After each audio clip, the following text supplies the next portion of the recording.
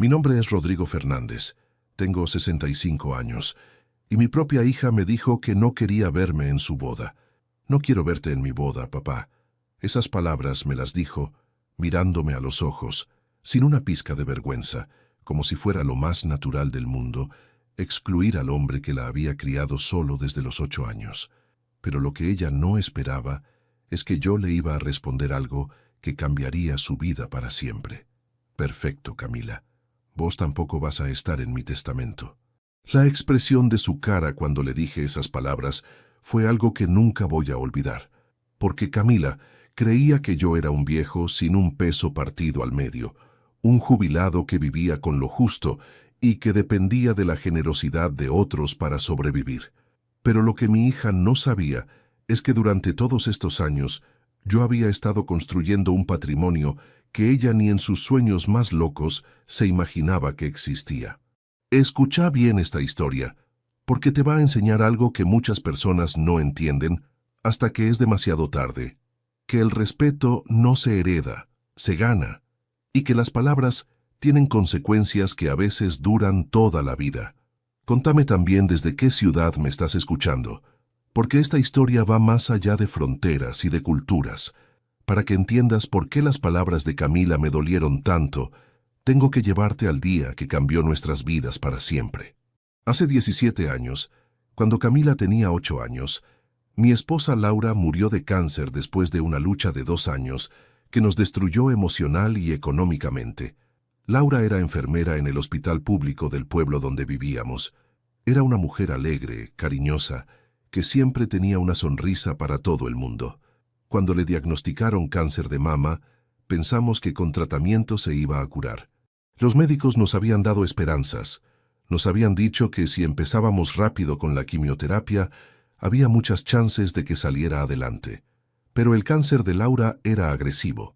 A pesar de todos los tratamientos, de todas las sesiones de quimio, de todas las operaciones, la enfermedad siguió avanzando. Durante 2 años luchamos contra esa maldita enfermedad que nos fue quitando a la mujer que amábamos de a pedazos. Yo trabajaba en ese momento como encargado de mantenimiento en una escuela técnica. No ganaba mucho, pero era un trabajo estable que me permitía tener obra social para toda la familia. Con el sueldo de Laura como enfermera, vivíamos bien. No éramos ricos, pero no nos faltaba nada importante. Cuando Laura se enfermó, todo cambió. Tuvo que dejar de trabajar, y mis ingresos solos no alcanzaban para cubrir los gastos médicos que la obra social no cubría. Medicamentos caros, estudios especiales, consultas con oncólogos privados, todo salía una fortuna. Durante esos 2 años me endeudé hasta el cuello. Pedí préstamos en el banco, saqué dinero de tarjetas de crédito, empeñé todo lo que tenía valor en la casa. Mi auto, el equipo de música, las joyas de Laura, incluso los juguetes más caros de Camila. Todo lo vendí o lo empeñé para pagar los tratamientos de mi esposa. Camila era muy chica para entender lo que estaba pasando. Sabía que su mamá estaba enferma, que tenía que ir seguido al hospital, que a veces se sentía muy mal después de las sesiones de quimioterapia, pero no entendía la gravedad de la situación. No sabía que estábamos luchando contra la muerte. Una noche, después de una sesión particularmente dura de quimio, Laura me pidió que me acercara a la cama. Estaba muy débil, había perdido todo el pelo, había bajado tanto de peso que parecía una persona diferente. «Rodrigo», me dijo con esa voz suave que ya casi no tenía fuerzas, «si a mí me pasa algo, prométeme que vas a cuidar a Camila. Prométeme que no la vas a dejar sola nunca. No digas esas cosas, Laura», le respondí. «Vos te vas a curar y vamos a salir adelante los 3 juntos». Pero Laura tenía razón en preocuparse.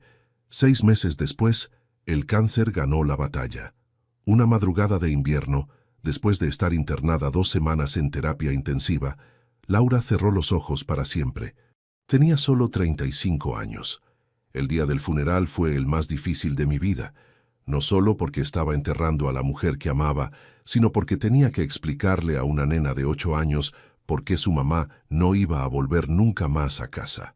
Camila no entendía por qué todo el mundo lloraba, por qué había un cajón cerrado adelante en la iglesia, por qué yo no paraba de abrazarla y decirle que todo iba a estar bien. «Papá», ¿Cuándo va a volver mami del hospital?, me preguntó esa noche cuando la acosté. Mami no va a volver, mi amor, le dije tratando de que mi voz no se quebrara. Mami se fue al cielo y desde ahí nos va a cuidar siempre. Camila se puso a llorar con esos sollozos desgarradores que solo saben hacer los chicos cuando sienten que su mundo se está desmoronando. Yo la abracé fuerte y lloramos juntos hasta que se quedó dormida de tanto llorar. A partir de ese día, todo cambió. De ser un padre que ayudaba con algunas cosas, pasé a ser un padre solo que tenía que ocuparse de todo, despertar a Camila todas las mañanas, prepararle el desayuno, llevarla al colegio, buscarla a la tarde, ayudarla con las tareas, bañarla, cocinar, lavar la ropa, limpiar la casa. Todo lo que antes hacíamos entre Laura y yo, ahora tenía que hacerlo solo. Los primeros meses fueron terribles. Yo no sabía cocinar más que huevos fritos y fideos hervidos. No sabía peinar a una nena de 8 años para que fuera linda al colegio. No sabía qué hacer cuando se enfermaba, cuando tenía pesadillas, cuando me preguntaba por qué no tenía mamá como las otras chicas de su clase. Pero de a poco fui aprendiendo. Le pedí ayuda a mi hermana Rosa para que me enseñara cosas básicas como hacer trenzas, cómo elegir la ropa que combine, cómo hablar con Camila sobre temas que antes conversaba con Laura. Rosa me ayudó todo lo que pudo, pero ella también tenía sus propios hijos y no podía estar siempre disponible. En el trabajo empezaron los problemas. Como tenía que llevar y buscar a Camila del colegio, no podía hacer horas extras. Como se enfermaba seguido y yo tenía que cuidarla, faltaba más de lo normal. Como tenía reuniones de padres, actos escolares y un montón de compromisos relacionados con el colegio, a veces tenía que irme temprano o llegar tarde.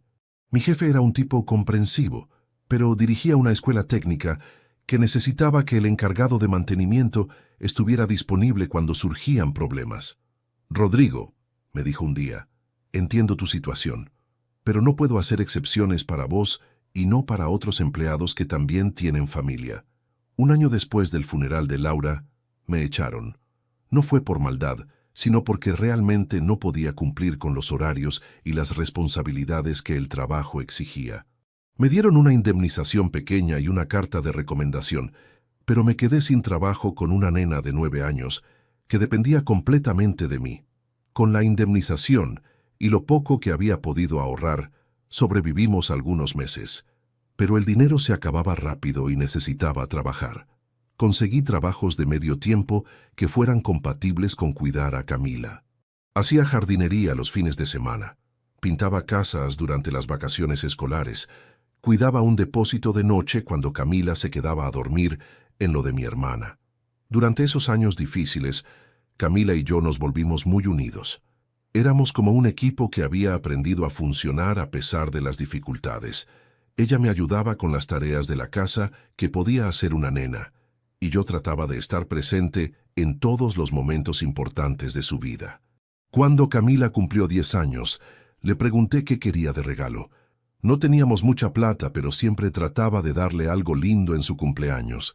Me dijo que quería una fiesta como las que hacían sus compañeras de clase, con torta, con decoraciones, con invitados. No tenía dinero para alquilar un salón o contratar un servicio de catering, pero se me ocurrió algo. Invité a toda su clase a nuestra casa, decoré el patio con globos y guirnaldas que hice yo mismo, y le pedí a mi hermana Rosa que me ayudara a hacer una torta casera. La fiesta fue un éxito. Los chicos se divirtieron jugando en el patio, cantamos el cumpleaños feliz todos juntos, y Camila sopló las velas con una sonrisa que me llenó el corazón. Esa noche, cuando ya todos se habían ido, Camila me abrazó fuerte y me dijo: «Gracias, papi. Fue el mejor cumpleaños de mi vida». En ese momento entendí algo importante. No importaba que no tuviéramos mucho dinero. No importaba que viviéramos con lo justo. Lo que importaba era que estuviéramos juntos, que nos cuidáramos mutuamente, que construyéramos una familia fuerte a pesar de las dificultades. Durante la adolescencia de Camila, las cosas se complicaron. Como cualquier adolescente, empezó a cuestionar autoridad, a querer más independencia, a tener discusiones conmigo sobre temas que antes nunca habían sido problema. Pero a pesar de las peleas normales entre padre e hija, Seguíamos siendo muy cercanos. Cuando Camila terminó el secundario, quería estudiar abogacía en la Universidad de la capital. Era un sueño que habíamos compartido durante años. Laura siempre había querido que Camila tuviera la oportunidad de estudiar una carrera universitaria, algo que nosotros no habíamos podido hacer.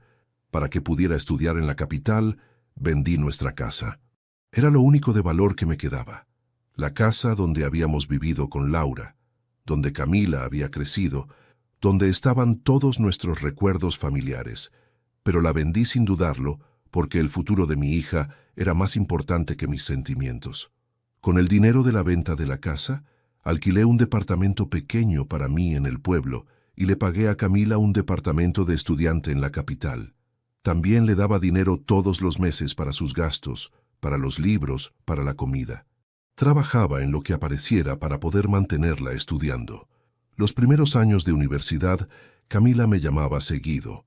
Me contaba de sus materias, de sus profesores, de los amigos que estaba haciendo. Venía a visitarme los fines de semana largos y durante las vacaciones. Seguíamos siendo padre e hija, aunque ya no viviéramos juntos. Pero en los últimos años de la carrera, algo empezó a cambiar. Camila empezó a llamar menos, a venir menos a visitarme, a hablarme de manera diferente. Cuando hablábamos por teléfono, siempre parecía apurada, siempre tenía algo más importante que hacer. Un día me llamó para contarme que había conocido a un chico que se llamaba Sebastián.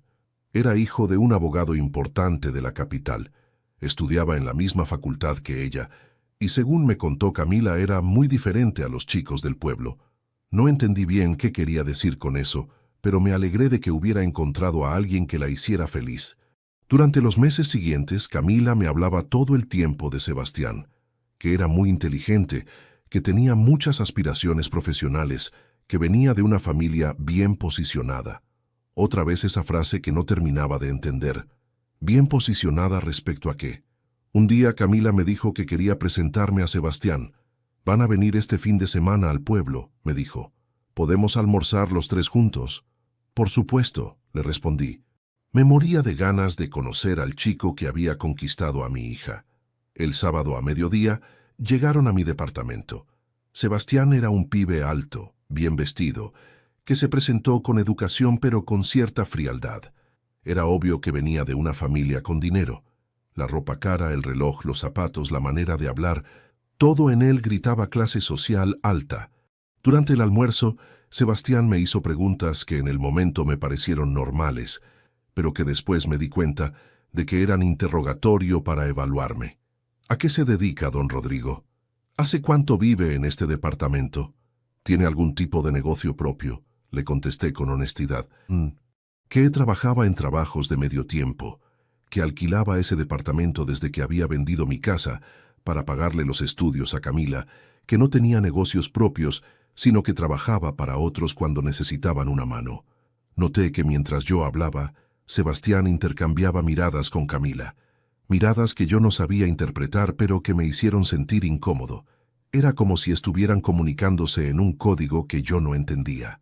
Después del almuerzo, cuando Sebastián salió un momento al patio para atender una llamada telefónica, le pregunté a Camila qué tal le había caído su novio. Muy bien, papi, me dijo, pero de una manera que no me convenció del todo. Al otro día me llamó Camila. Papi, tengo algo que decirte, me dijo con una voz rara que no le conocía. Sebastián y yo estamos pensando en casarnos. Es maravilloso, mi amor, le respondí. Me alegro muchísimo por vos. ¿Para cuándo están pensando? Para el año que viene, me dijo.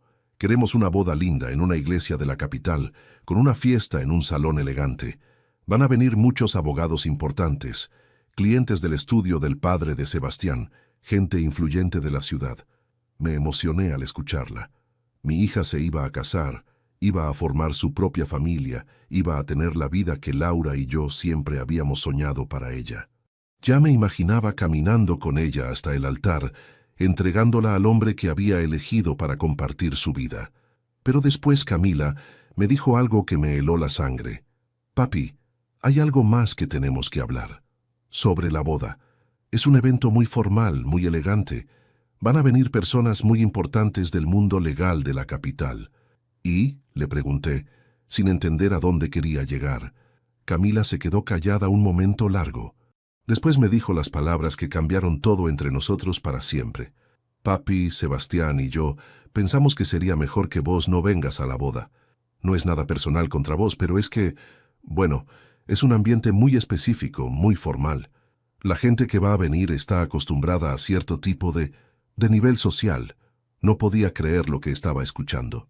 Mi propia hija, la nena que había criado solo durante 17 años, me estaba diciendo que no era lo suficientemente bueno para estar en su boda, que mi presencia iba a ser una vergüenza para ella delante de sus nuevos amigos de clase alta.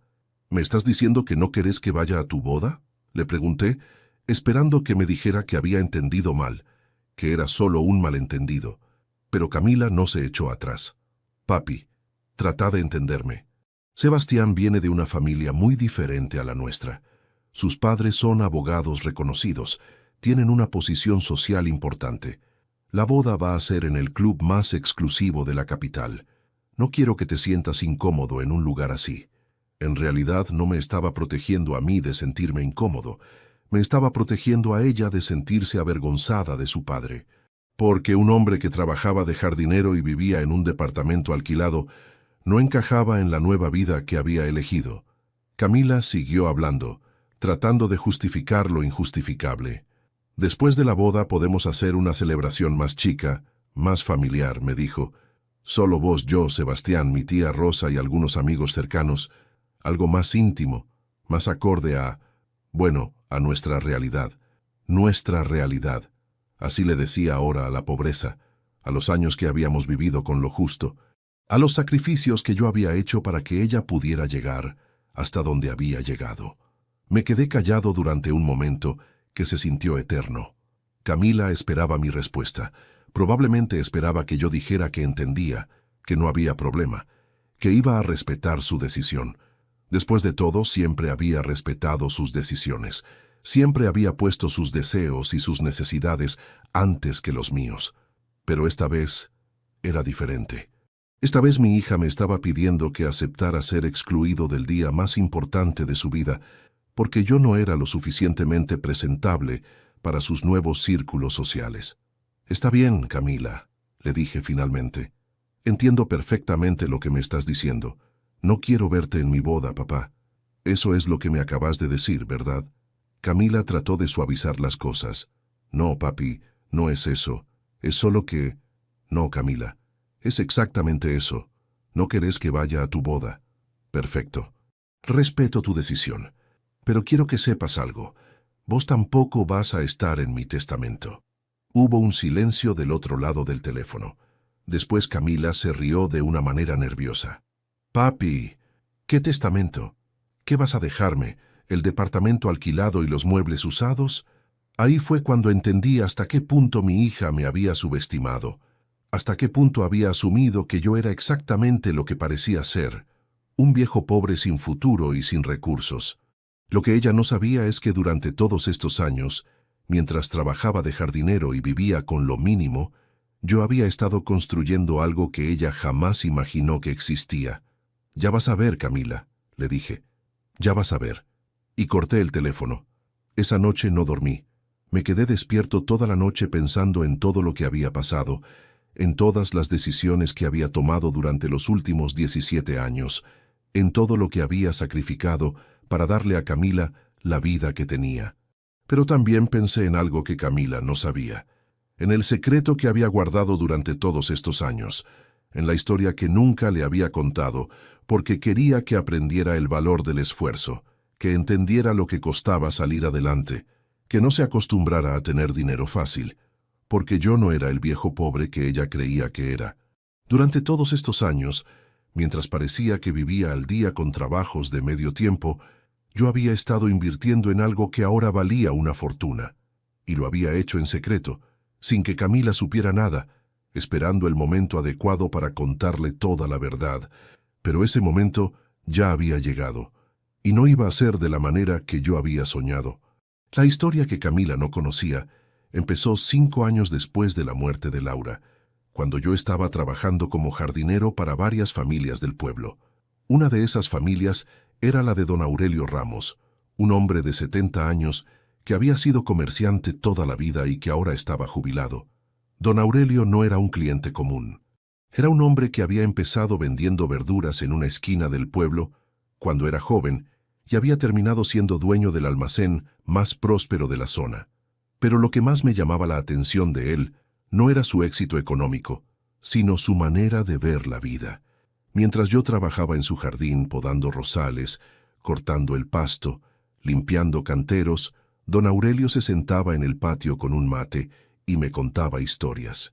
No eran historias de alguien que se jactaba de sus logros, sino de alguien que había aprendido lecciones importantes y quería compartirlas. Rodrigo, me decía, la diferencia entre la gente que progresa y la gente que se queda estancada no está en la suerte. Está en la capacidad de ver oportunidades donde otros ven problemas. Al principio pensé que eran filosofías de viejo rico que nunca había pasado necesidades. Pero de a poco fui entendiendo que don Aurelio había empezado desde abajo, que había conocido la pobreza, que había tenido que tomar decisiones difíciles para salir adelante. Un día me contó la historia que cambió mi vida para siempre. Cuando yo tenía tu edad, Rodrigo trabajaba de peón rural para un terrateniente de la zona. Ganaba lo mínimo, vivía en una piecita al fondo de la estancia, no tenía futuro. Un día el patrón me ofreció un pedacito de campo que no le servía para nada. Era tierra mala, con mucho monte, lejos de la ruta. Me dijo que si yo la limpiaba y la ponía en producción, me la vendía a precio de regalo. Don Aurelio había aceptado el desafío. Durante 2 años trabajó de sol a sol limpiando ese campo. Cortaba árboles durante los fines de semana, quemaba monte en su tiempo libre, removía piedras en las madrugadas antes de ir a trabajar para el patrón. Era un sacrificio tremendo para un resultado incierto. Pero cuando terminé de limpiar el campo, me dijo don Aurelio, me di cuenta de que no era tierra mala. Era tierra excelente que había estado oculta bajo el monte. Planté maíz el primer año y la cosecha fue increíble. Con lo que gané comprando ese pedazo de tierra pude independizarme del patrón y empezar mi propio negocio. La moraleja de la historia era clara. A veces las mejores oportunidades vienen disfrazadas de problemas. A veces hay que invertir tiempo y esfuerzo en algo que parece imposible para descubrir que en realidad es una mina de oro. Semanas después de contarme esa historia, don Aurelio me habló de otra inversión que había hecho años más tarde y que le había cambiado definitivamente la vida. Rodrigo, ¿vos sabés qué son los campos para forestación? No tenía ni idea. Para mí, los campos eran lugares donde se plantaba maíz, trigo, soja. No sabía que también se podían plantar árboles para vender la madera años después. Don Aurelio me explicó con paciencia cómo funcionaba el negocio forestal. Hay empresas que compran campos grandes en zonas que no sirven para la agricultura tradicional, me dijo. Plantan eucaliptos, pinos, especies que crecen rápido y que después se venden a empresas papeleras, madereras, fábricas de muebles. El negocio era simple en teoría, pero requería algo que muy poca gente tenía: paciencia. Los árboles necesitaban entre 10 y 20 años para estar listos para la cosecha. Durante todo ese tiempo no producían nada. Había que esperar, mantener la fe, confiar en que el plan iba a funcionar. Don Aurelio había invertido en forestación cuando tenía 40 años. Compró participaciones en un campo donde plantaron eucaliptos. Durante 15 años no vio un peso de ganancia, pero cuando llegó el momento de la cosecha, su inversión se había multiplicado por 20. Con esa plata, me contó, pude ampliar mi almacén, comprar la casa donde vivo ahora, asegurar el futuro de mis hijos. Pero lo más importante fue la lección que aprendí, que las mejores inversiones son las que requieren tiempo y paciencia. Ahora hay una empresa nueva que está haciendo lo mismo, me dijo don Aurelio. Se llama Bosques del Sur. Están comprando campos en Entre Ríos y Misiones para plantar eucaliptos y pinos. Venden participaciones a inversores individuales. No necesitas ser rico para entrar. Con unos pocos miles de pesos podés comprar una parte pequeña. Al principio la idea me pareció descabellada. Yo vivía al día, trabajaba para cubrir mis gastos básicos y mandarle dinero a Camila para la universidad. La plata que ganaba como jardinero apenas me alcanzaba para sobrevivir. ¿Cómo iba a invertir en algo que no iba a dar resultados durante años? Pero don Aurelio insistió durante semanas. Me mostró folletos de la empresa, me explicó los cálculos de rentabilidad, me contó historias de otras personas que habían invertido en forestación y habían tenido éxito. Rodrigo, me dijo un día, yo ya soy viejo, ya tengo todo lo que necesito. No te estoy contando esto para que me hagas caso a mí. Te lo estoy contando porque veo que sos un tipo inteligente que está desperdiciando su potencial. ¿Qué querés decir?, le pregunté. Vos trabajás como jardinero porque es lo que encontraste, pero no porque sea tu pasión ni tu vocación. Trabajás para sobrevivir, no para progresar. Y eso está bien mientras no tengas alternativas. Pero yo te estoy ofreciendo una alternativa. Don Aurelio tenía razón. Trabajar como jardinero no era mi sueño de vida. Lo hacía porque era lo que había conseguido después de que me echaran de la escuela técnica, porque me permitía horarios flexibles para cuidar a Camila, porque no requería estudios especiales que yo no tenía, pero en el fondo siempre había tenido la fantasía de progresar económicamente, de darle a Camila una vida mejor, de no vivir siempre con la angustia de que cualquier gasto imprevisto me podía complicar. Una noche me senté en la mesa de mi departamento con una calculadora y todos mis recibos de sueldo. Hice cuentas de cuánto ganaba por mes, cuánto gastaba en gastos fijos, cuánto mandaba a Camila, cuánto me quedaba para imprevistos. El resultado fue deprimente. Después de pagar alquiler, servicios, comida y el dinero de Camila, me sobraban menos de 1,000 pesos por mes. Era muy poco para emergencias y definitivamente era muy poco para inversiones. Pero después me puse a revisar mis gastos más detenidamente. Me di cuenta de que gastaba dinero en cosas que no eran estrictamente necesarias. Cigarrillos, cervezas los fines de semana, revistas, alguna comida delivery cuando no tenía ganas de cocinar, gastos pequeños que sumados daban más de 500 pesos por mes. También me di cuenta de que podía conseguir trabajos extras los fines de semana. Había vecinos que me habían pedido si podía hacer trabajitos en sus casas. Pintar una pared, arreglar un grifo, podar plantas, trabajos que pagaban poco pero que me podían dar ingresos adicionales. Tomé una decisión que cambió mi vida. Durante 6 meses iba a vivir de la manera más austera posible. Nada de gastos innecesarios, trabajos extras todos los fines de semana, ahorro total de cualquier peso que me sobrara. Al final de esos 6 meses iba a ver cuánto había juntado y si era suficiente para hacer mi primera inversión en forestación. Fueron los 6 meses más duros que había vivido desde la muerte de Laura. Trabajaba de lunes a viernes como jardinero.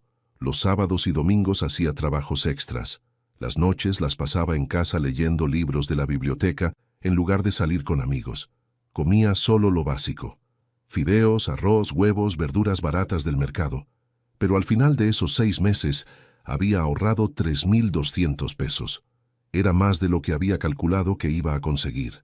Los trabajos extras habían resultado mejor de lo esperado, y la disciplina para no gastar en nada innecesario había sido más efectiva de lo que creía. Con esos 3,200 pesos fui a la oficina de Bosques del Sur en la capital. Era un viaje en micro de 2 horas que me costó 50 pesos, pero quería ver con mis propios ojos de qué se trataba el negocio antes de invertir todo lo que tenía ahorrado. La oficina era moderna, prolija, con empleados bien vestidos que hablaban con seriedad sobre proyecciones de crecimiento, análisis de mercado, estudios de suelos. Me atendió un ingeniero forestal que se llamaba Roberto Paz, que me explicó paso a paso cómo funcionaba la inversión. Don Rodrigo me dijo: lo que nosotros ofrecemos no es un negocio para ganar dinero rápido. Es una inversión a largo plazo que requiere paciencia y confianza. Los eucaliptos que plantamos hoy se van a cosechar dentro de 15 años. Durante todo ese tiempo, usted no va a ver ganancias, solo va a recibir informes sobre cómo crecen los árboles. ¿Y qué garantía tengo de que dentro de 15 años realmente me van a pagar?, le pregunté. Roberto me mostró contratos anteriores, testimonios de inversores que ya habían cobrado sus ganancias, documentos legales que respaldaban el negocio. También me explicó que la demanda de madera era creciente, que las empresas papeleras necesitaban cada vez más materia prima, que la forestación era considerada una inversión segura por bancos y entidades financieras. Pero la garantía más fuerte, me dijo Roberto, es que nosotros también invertimos nuestro propio dinero en estos proyectos. Los dueños de Bosques del Sur tienen participaciones en todos los campos que plantamos. Si el negocio sale mal, nosotros también perdemos. Eso me convenció. No era una estafa donde los vendedores trataban de convencer a otros de invertir en algo donde ellos no arriesgaban nada. Era un negocio donde todos apostaban al mismo resultado. Invertí 2.800 pesos en una participación en un campo de 500 hectáreas en Entre Ríos. Me dieron un certificado que decía que yo era dueño del 0,05% de ese campo. Era un porcentaje mínimo, pero representaba aproximadamente 1.200 árboles. Roberto me dio también un cronograma de crecimiento. Los eucaliptos se plantaban ese mismo año. Durante los primeros 5 años crecían lentamente. Durante los siguientes 5 años aceleraban el crecimiento. Y durante los últimos 5 años alcanzaban el tamaño ideal para la cosecha. En 15 años, mis 1.200 árboles iban a valer aproximadamente 45.000 pesos. Era una ganancia impresionante, de 2.800 a 45.000 pesos. Pero también era un tiempo de espera muy largo, 15 años. Camila iba a tener 30 años cuando yo pudiera cobrar esa inversión. Volví a mi pueblo con una mezcla de emoción y nervios. Había apostado todo lo que tenía a una inversión que no iba a dar frutos hasta dentro de mucho tiempo. Si salía mal, había perdido 6 meses de sacrificios y todos mis ahorros. Si salía bien, había dado el primer paso hacia un futuro económico diferente. Durante los primeros años no pasó nada visible. Cada 6 meses recibía un informe de Bosques del Sur con fotos aéreas del campo, estadísticas de crecimiento de los árboles, proyecciones actualizadas de ganancias. Pero no había dinero, obviamente. Los árboles estaban creciendo, pero todavía eran muy pequeños para vender. 5 años después de mi primera inversión, Roberto me llamó para contarme que estaban lanzando un segundo proyecto, esta vez en Misiones, con pinos en lugar de eucaliptos. Los pinos crecían más rápido que los eucaliptos, pero daban menos ganancia por árbol. Era un negocio de menor riesgo y menor rentabilidad. Para ese momento, yo ya había vuelto a ahorrar dinero. No tanto como la primera vez, porque había aprendido a equilibrar mejor entre austeridad e inversión, pero sí tenía suficiente para hacer una segunda apuesta. Invertí 3.500 pesos en el proyecto de Misiones. Esta vez compré participación en pinos que se iban a cosechar en 12 años en lugar de 15. Era una diversificación de riesgo. Si uno de los proyectos salía mal, el otro me podía salvar. Y si los dos salían bien, iba a tener 2 fuentes de ingresos en momentos diferentes. Durante los años siguientes, seguí el mismo patrón. Cada vez que Bosques del Sur lanzaba un proyecto nuevo, yo analizaba si tenía dinero ahorrado para participar. No siempre podía porque a veces tenía gastos imprevistos o porque Camila necesitaba dinero extra para algún gasto de la universidad. Pero cuando podía, invertía. 500 pesos en un proyecto de eucaliptos en Corrientes, 1.000 pesos en pinos en Neuquén, 800 pesos en un proyecto experimental con algarrobos en Santiago del Estero. De a poco iba construyendo un portafolio de inversiones forestales distribuido por todo el país. El primer pago llegó cuando menos lo esperaba. Mi inversión original en Entre Ríos se cosechó a los 14 años en lugar de 15, porque los eucaliptos habían crecido más rápido de lo previsto. Un día recibí un llamado de Roberto diciéndome que tenía que ir a la oficina a firmar papeles para cobrar mis ganancias. No podía creer lo que estaba escuchando. Después de tantos años recibiendo informes, de pronto llegaba el momento de ver si todo había sido real o si había sido una pérdida de tiempo y dinero. Fui a la capital en el primer micro que conseguí. En la oficina de Bosques del Sur me recibió Roberto con una sonrisa enorme. «Rodrigo», me dijo, «felicitaciones. Su inversión fue un éxito total».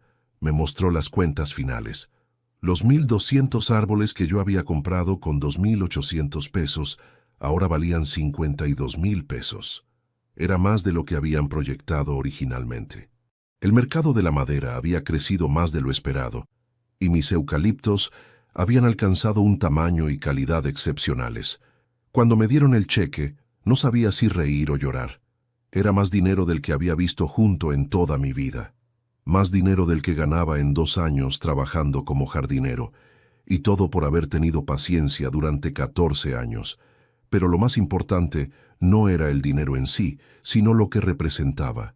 Era la confirmación de que don Aurelio había tenido razón, de que las mejores inversiones requieren tiempo y paciencia, de que yo era capaz de tomar decisiones inteligentes que cambiaran mi futuro. Con parte de ese dinero hice nuevas inversiones. Con otra parte, mejoré mi calidad de vida sin que Camila se diera cuenta. Empecé a comer mejor, a comprarme ropa nueva de vez en cuando, a no angustiarme tanto cuando tenía gastos imprevistos. Y con una parte guardé dinero para emergencias. Por primera vez en mi vida tenía un colchón económico que me daba tranquilidad. Si pasaba algo inesperado, si Camila necesitaba dinero para algo importante, si yo me enfermaba y no podía trabajar, tenía recursos para afrontar la situación. Al año siguiente, se cosechó mi inversión en misiones. Otros 40,000 pesos que se sumaron a mis ahorros. Al año siguiente, otra inversión. Y así sucesivamente, hasta que me di cuenta de que había construido un patrimonio considerable. Durante todos estos años, Camila no sospechó nada. Para ella, yo seguía siendo el jardinero que vivía con lo justo y que se sacrificaba para mandarle dinero todos los meses. Y en parte era cierto. Seguía trabajando como jardinero, seguía viviendo de manera austera, seguía priorizando sus gastos universitarios por sobre mis comodidades. Pero la diferencia era que ahora lo hacía por elección, no por necesidad. Tenía dinero ahorrado, tenía inversiones que seguían creciendo, tenía un futuro económico asegurado. Vivía de manera simple porque quería que Camila aprendiera el valor del esfuerzo, no porque fuera pobre. Al principio no le presté mucha atención. Yo vivía al día, trabajando para cubrir mis gastos básicos y mandarle dinero a Camila para la universidad. No tenía plata para inversiones, especialmente para inversiones que iban a dar frutos recién dentro de muchos años. Pero don Aurelio siguió contándome sobre el tema durante varias semanas. Me mostraba folletos de la empresa, me explicaba cómo funcionaba el negocio, me contaba sobre las ganancias que se podían obtener si uno tenía paciencia para esperar.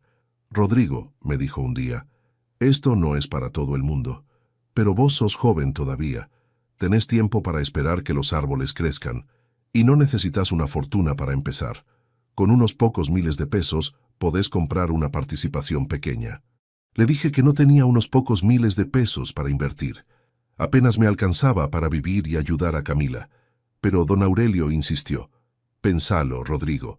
Es una oportunidad que no aparece todos los días. Durante semanas estuve pensando en lo que me había dicho don Aurelio. Una noche revisando mis cuentas, me di cuenta de que tenía ahorrados exactamente 3,000 pesos. Era todo lo que tenía en el mundo. Mi único colchón de seguridad para emergencias. Pero algo me decía que don Aurelio tenía razón, que era una oportunidad que no podía dejar pasar. Decidí arriesgar la mitad, 1,500 pesos. Era mucho dinero para mí en ese momento, pero no era todo lo que tenía.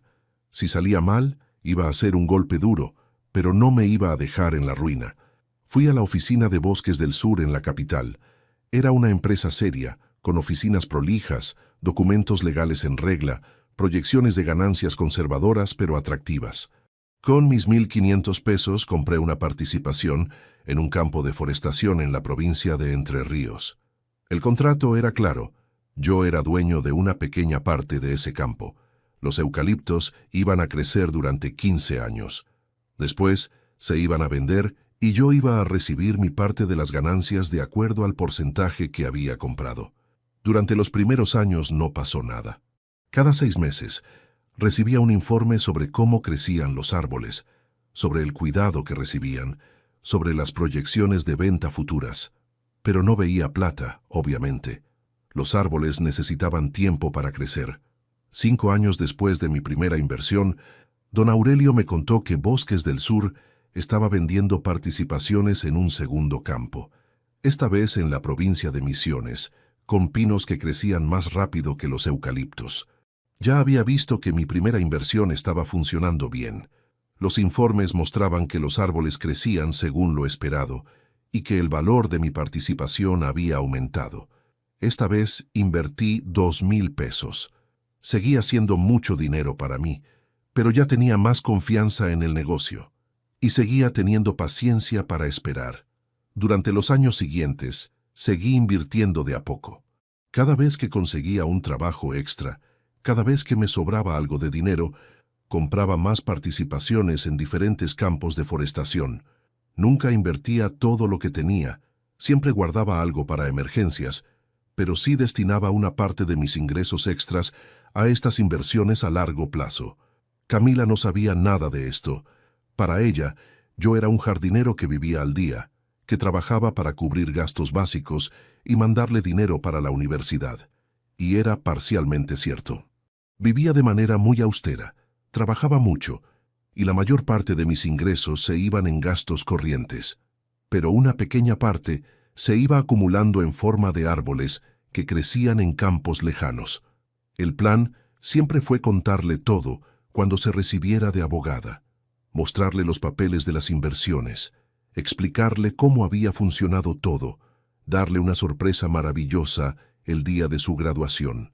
Yo me imaginaba la cara que iba a poner cuando le dijera que no era pobre, que había estado planificando su futuro durante años, que tenía una herencia importante esperándola. Pero el plan cambió cuando ella decidió que yo no era lo suficientemente presentable para su boda. Los árboles de mi primera inversión se cortaron el año pasado, después de 15 años de crecimiento.